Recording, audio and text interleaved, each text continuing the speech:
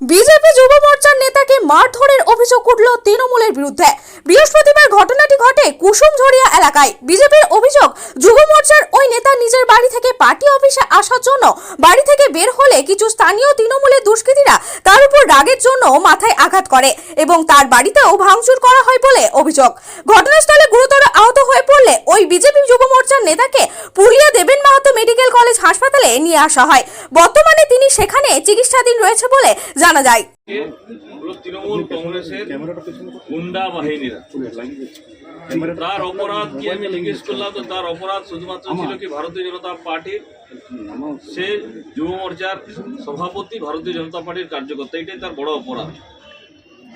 আমি জিজ্ঞেস করলাম কিভাবে, না বলল সে প্রচন্ড সক্রিয় কার্যকর্তা। যেরকম 2018-19 সালে নমিনেশনের দিন শিশুপাল সহিসকে মেরেছিল 19 সালে, এবং কন্টিনিউ 18 পঞ্চায়েত নির্বাচন থেকে 19 পর্যন্ত 6 জন ভারতীয় জনতা পার্টির কার্যকর্তাকে হত্যা করেছিল।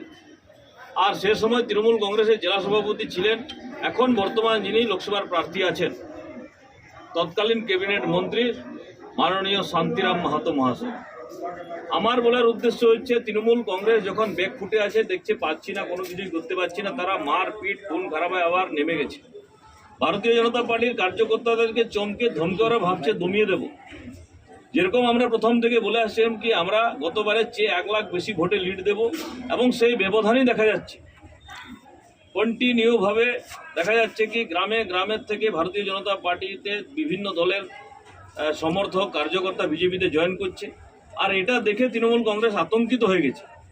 আর সেই কারণে মানবাজারে যেভাবে 2টো ব্লকে ভারতীয় জনতা পার্টির মিছিল হয়েছে, এবং এই গৌতম মাহাতোর মতো যে কার্যকর্তারা প্রচণ্ড পরিশ্রম করেছে, আর তার ফলে তৃণমূল কংগ্রেস যে আতঙ্কিত হয়ে পড়েছে কি গতবারের চেয়ে বেশি ব্যবধানে হারবে তারা।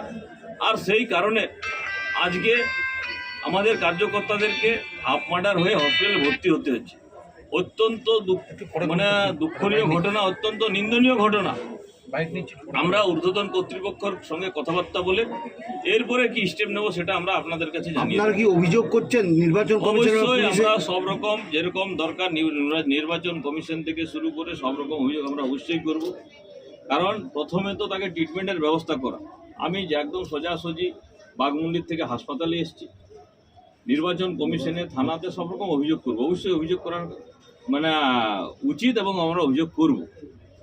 কিন্তু আমাদের আশা ভরসা নেই। এখনই আমি শুনেছি তাকে নাকি পুলিশ শেল্টার দিয়েছে, দেখেছে পাবলিক যদি গণধোলাই দেয়।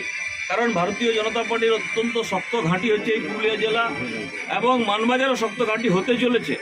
সেই কারণে এখনই শুনলাম আমি পুলিশ তাকে সাইড করেছে, এবং সেখানে বুমেরাং করেছে কি না তাকে তারা অ্যারেস্ট করেছে। অ্যারেস্ট কীভাবে করলো, কেন করলো? আচ্ছা, যদি অ্যারেস্ট করলো তো এরকম কন্টিনিউ, এর আগেও কিছুদিন আগে একটা ঘটনা ঘটেছে, কাশীপুরে ঘটেছে, একজন বিজেপির কার্যকর্তাকে গাছে ঝুলিয়ে দেওয়া হয়েছিল। এরকম কতদিন চলবে? কত মায়ের কোল শূন্য করার জন্য এরা উঠে পড়ে লাগবে? মাননীয় মুখ্যমন্ত্রী মমতা ব্যানার্জিকে জবাব দিতে হবে। কারণ মমতা ব্যানার্জির নেতৃত্বে সারা পশ্চিম বাংলাতে আনুমানিক 275 থেকে 300 ভারতীয় জনতা পার্টির কার্যকর্তাকে হত্যা করা হয়েছে, এবং কয়েক হাজার কার্যকর্তাকে হাফ মার্ডার করা হয়েছে। সে ফোর্সফুল ভায়োলেন্স হোক কিংবা এমনিতে কন্টিনিউ আপনার পঞ্চায়েত 2018 পরে। তো সেই